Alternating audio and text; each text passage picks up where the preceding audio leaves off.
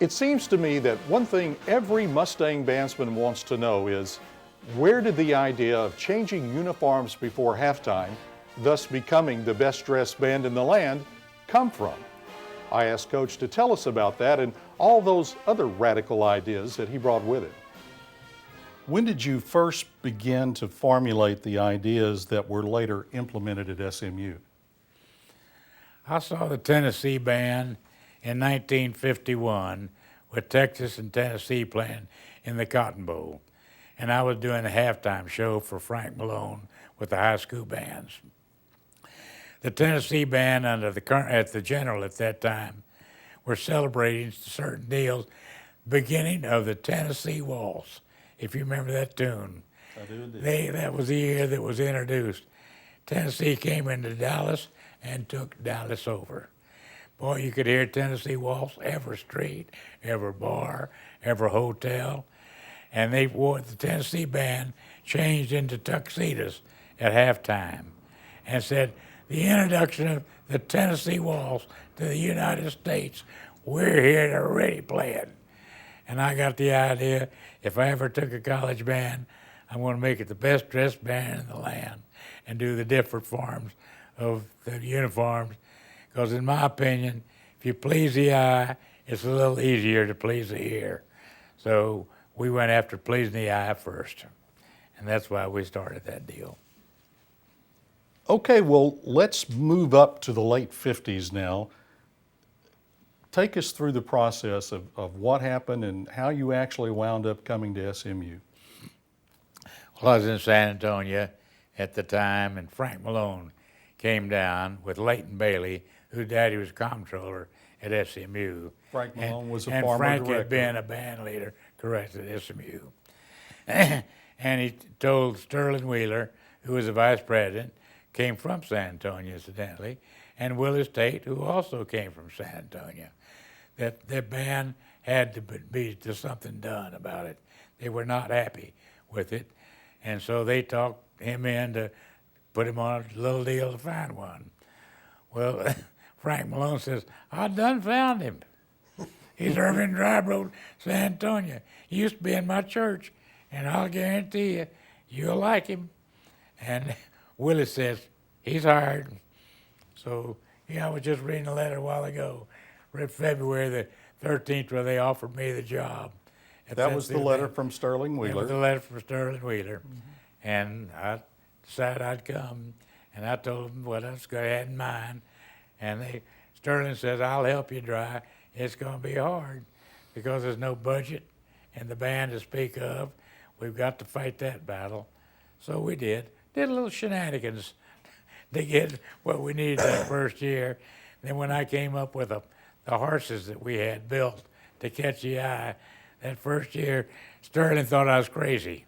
He said, you're nuts. I said, well, the University of Southern California has the horse head in that tradition. Why can't I? He said, well, go on. I'm not going to stop you. I said, fine. And when we came out of that ramp at the Cotton Bowl in 1958 with those horses on, the whole stand stood up and mouthed about 5 foot long. What's this?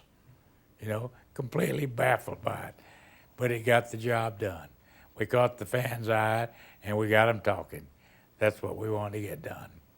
So then we developed the next year. Hager donated all the shorts to me and the socks, so forth. Herbie Mays did the candy stripe coats. Rolnick did the hats for us. We just got people in Dallas to be generous, as they always have been, to SMU. And I'm very grateful for those firms to this day. Dry? Yes. I've got to ask you what the guys in the band thought about those horses, having to wear those horses. They thought I was crazy. Well, I bet Butch could tell you. Since I was one of those ones And there's one of them. that came down the ramp in that horse, yes, we all had mixed emotions, at least. Now, Dry, you mentioned today that we wore those horses for 4 years. I think we wore them about 2 years, and we hid them and got rid of them.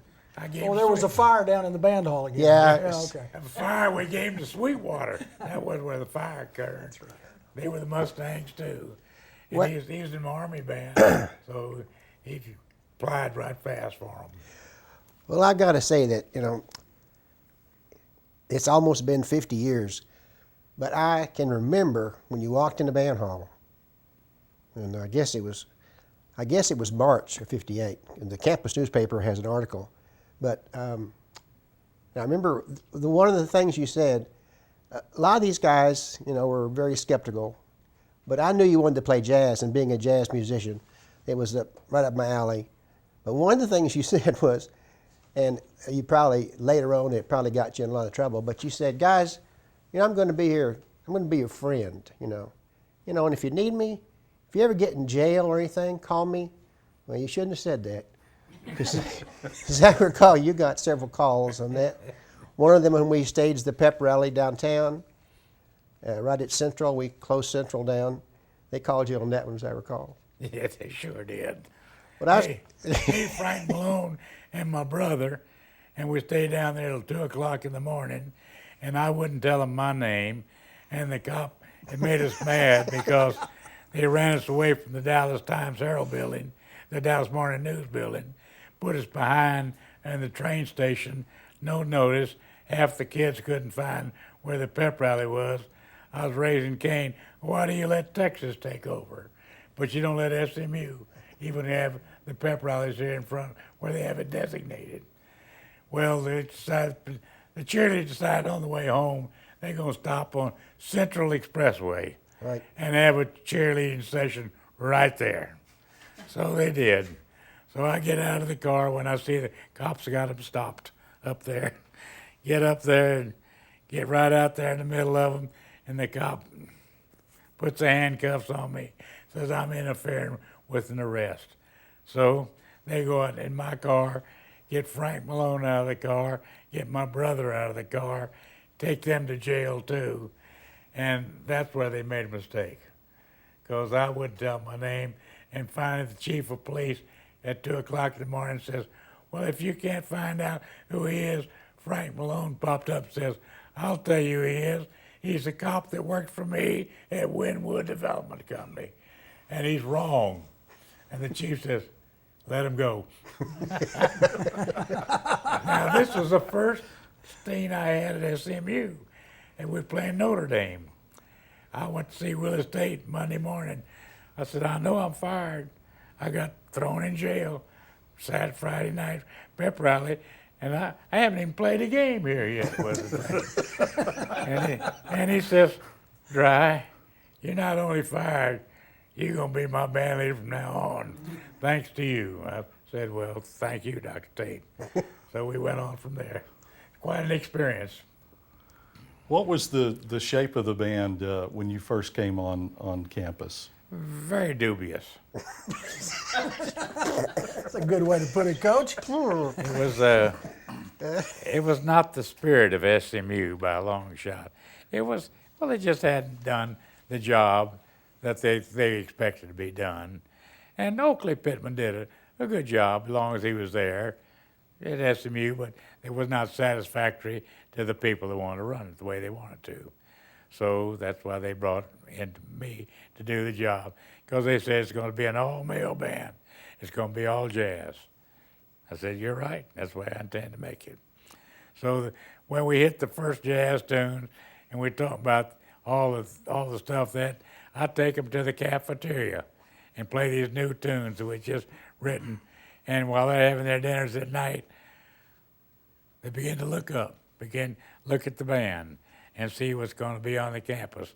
Then at Christmas time, I took them over to the sororities and sang Christmas carols outside sorority windows. The Mustang band and the girls got behind it.